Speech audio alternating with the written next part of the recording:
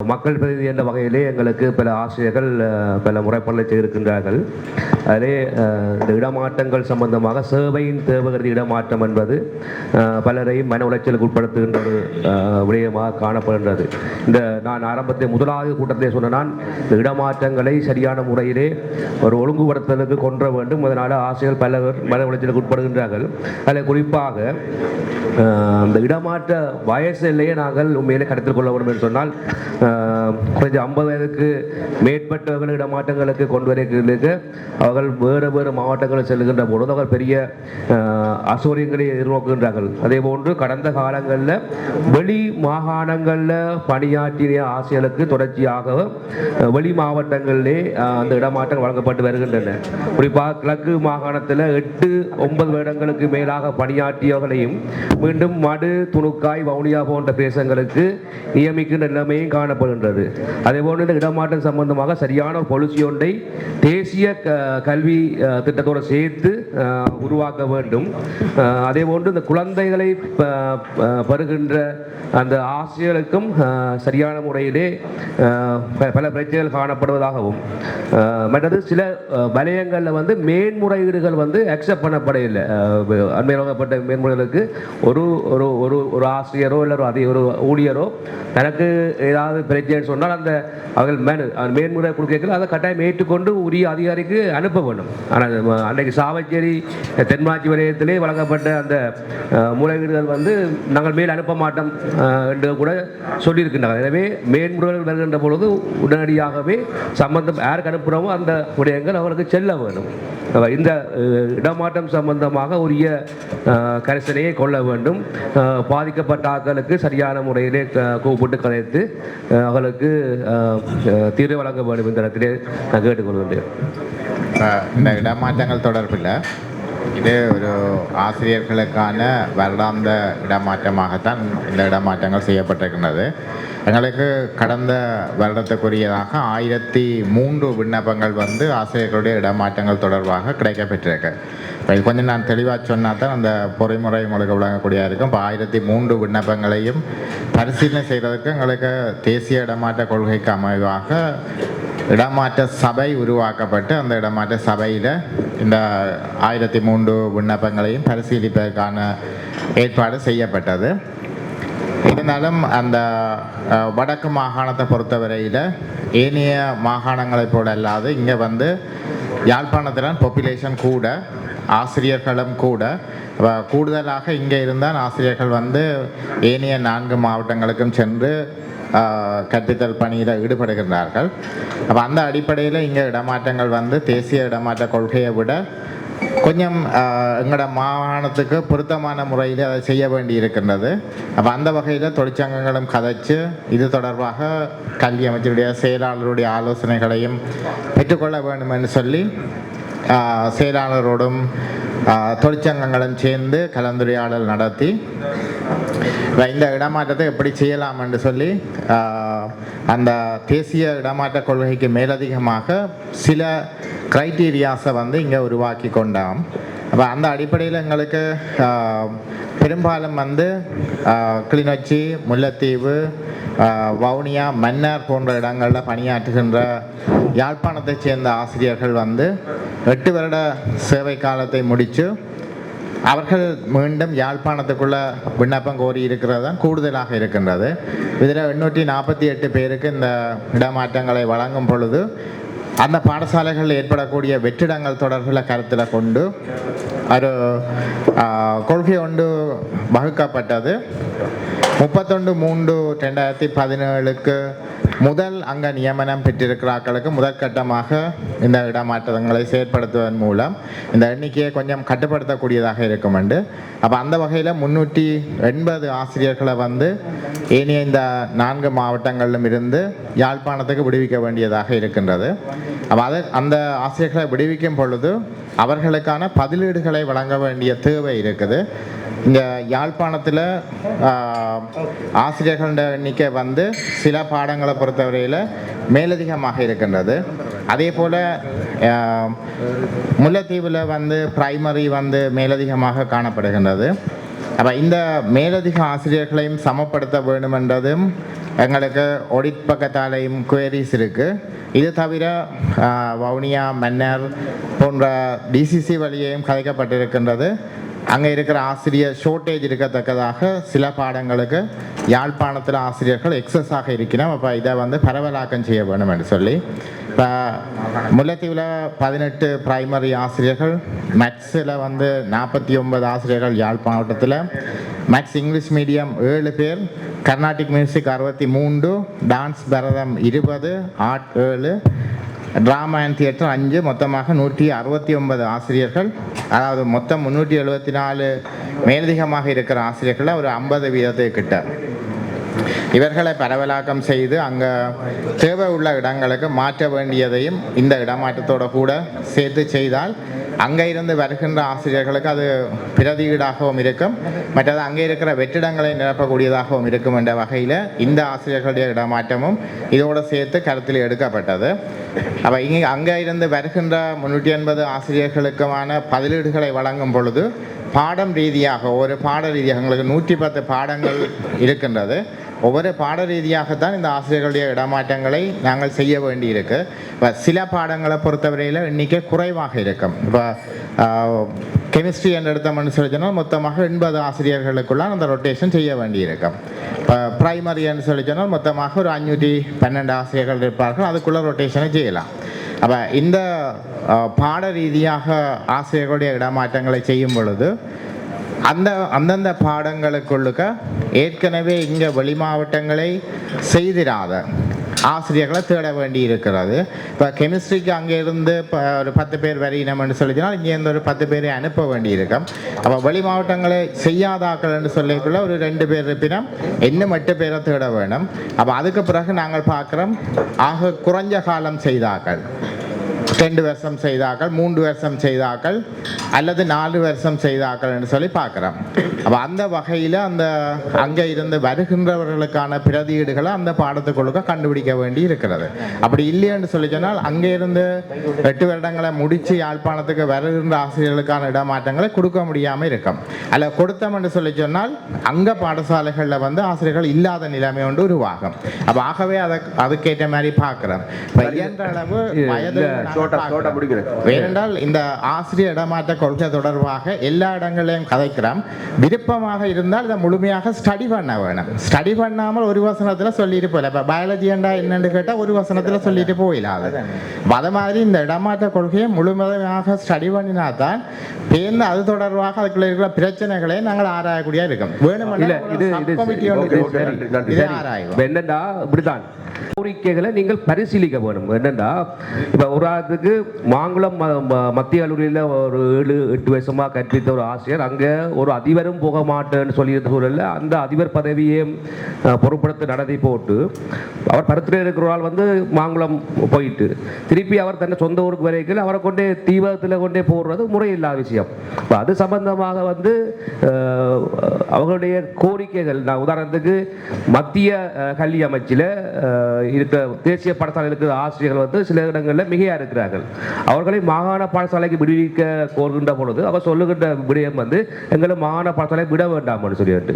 ஏன்னு சொன்னால் நாங்கள் கல்வி அமைச்சில் போய் தனம் இருந்து கூட கதைக்கலாம், எல்லாருக்கும் டீ கதைக்கிறதுக்கு ஆனால் இங்கே கிட்டே போயிடா கிடக்குதுன்னு சொல்லி முறைப்பாடு வைக்கிறார்கள். எனவே இந்த ஆசிரியர்கள் யாராக இருந்தாலும் அட்லீஸ்ட் கொடுக்க இல்லாட்டியும் பரவாயில்ல கூப்பிட்டு கதைச்சு இதுதான் நிலைமைன்னு விளங்கப்படுத்தாம கூட இல்லைன்னு தான் ஆசிரியர்கள் சொல்லுகிறார்கள். தயவுசெய்து அந்த விடயங்கள் இந்த மனிதாபிமான பற்றியெல்லாம் கொஞ்சம் கருத்தில் கொள்ள வேண்டும்.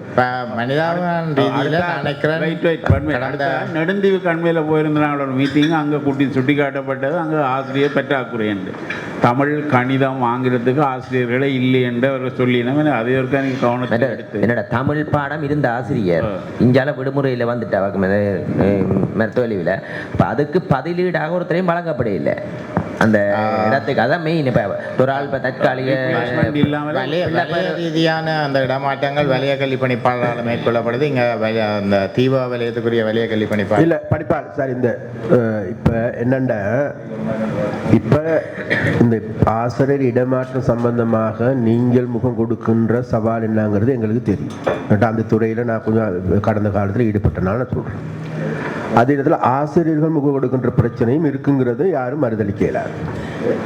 அப்போ இந்த இடமாற்றம் வழங்குகின்ற போது உண்மையில் நமக்கு கூடுதலாக இருக்கின்றது வேறு வெற்றிடம் இருக்கின்றது வேறு எங்கும் இல்லை, இங்கே யாழ்ப்பாணத்தில் தான் கூடுதலான ஆக்கள் இருக்கிறாங்க.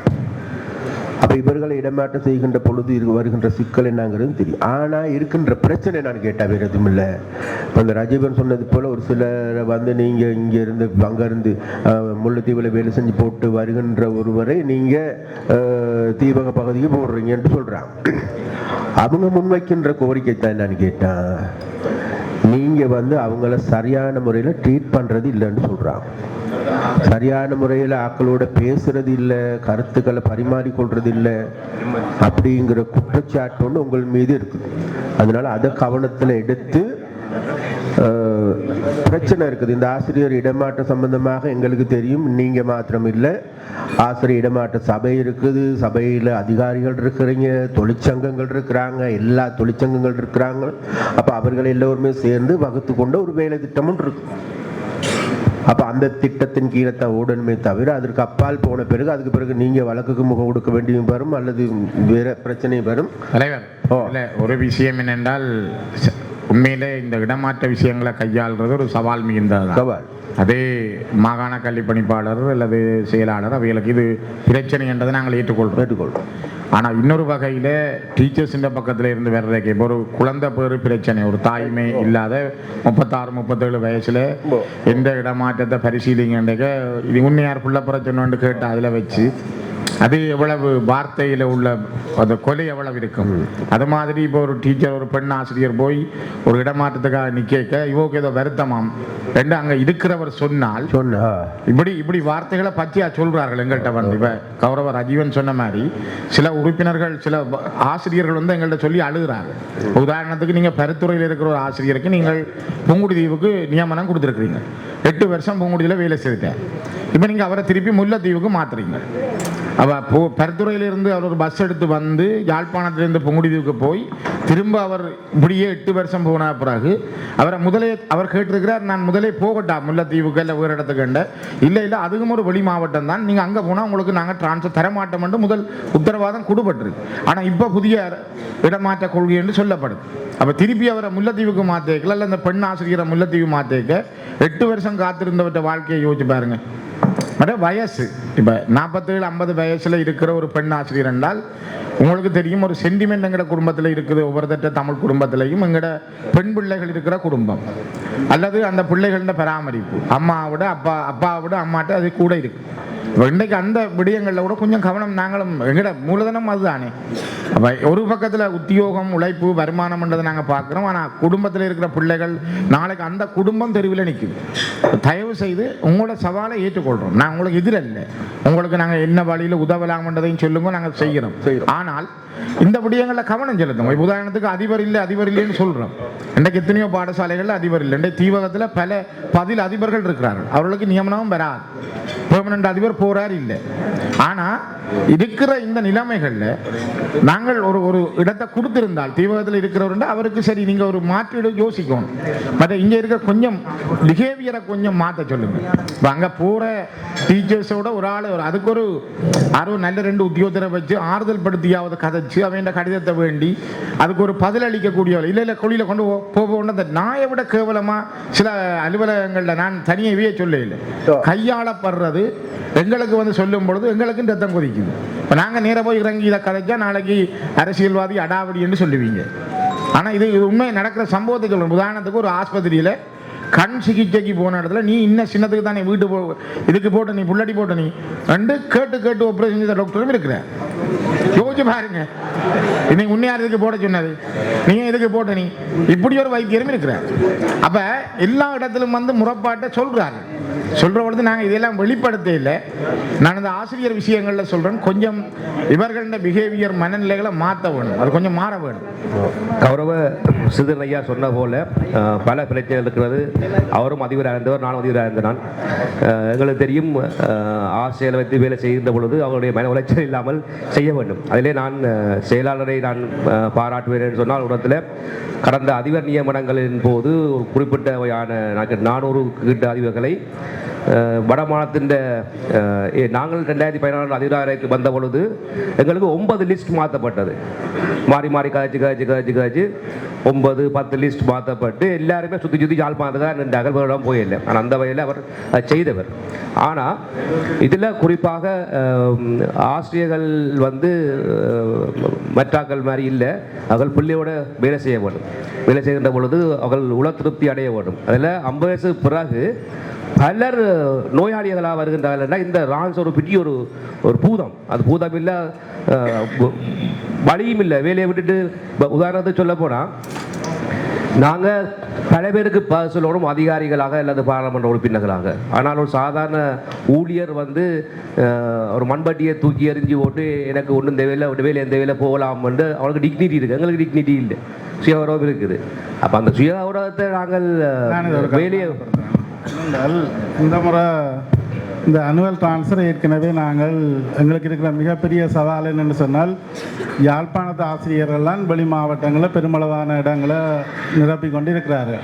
இப்போ இந்த முறை 8 வருடங்களை ஏற்கனவே சார் 2 மினிட்ஸ் நான் அந்த ப்ராசஸை விளங்கப்படுத்தி வரோம் சார்.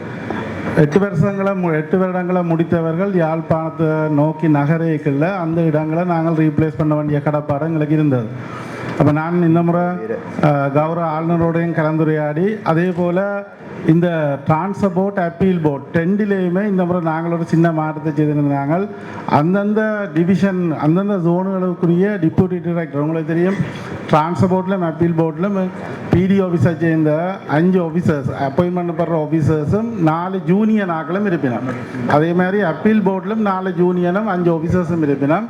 அதற்கு மேலதிகமாக நாங்கள் இந்த முறை அந்தந்த டிப்யூட்டி டைரக்டர்ஸ் அட்மினுக்கு பொறுப்பாக இருக்கிறார்களையும் அதில் இன்வால்வ் ஆகி தான் இந்த டிரான்ஸ்ஃபரை செய்ய சொல்லி நான் ரூலிங் கொடுத்துருந்தேன். என்றால் இந்த பிரச்சனைகள் இப்போ ரீப்ளேஸ்மெண்ட் போகிறதுக்கு பதிலாக பொருத்தமற்றாக்கள் அடையாளப்படுத்தப்படுற பிரச்சனை நீங்கள் சொல்கிற மாதிரி சில இதுகள் நடந்திருக்குது. அதை நாங்கள் நிவர்த்தி செய்ய சொல்லி ஏற்கனவே நான் பிடிக்கு ரூலிங் கொடுத்துருக்கிறேன். என்றால் ஏற்கனவே 8 வருஷம் வேலை செய்தவர் திருப்பி அங்கே போகிறது பொருத்தமும் இல்லை, தேவையும் இல்லை. இங்கே ஏற்கனவே வெளி மாவட்டம் செய்யாத கனவே இருக்கணும். என்னடா இதுல என்னடா வேற விஷயங்களை கதைக்கலாம் போடும். நீங்கள் என்னென்றால் இதுக்கு ஒரு பிரச்சனை சம்பந்தமான ஒரு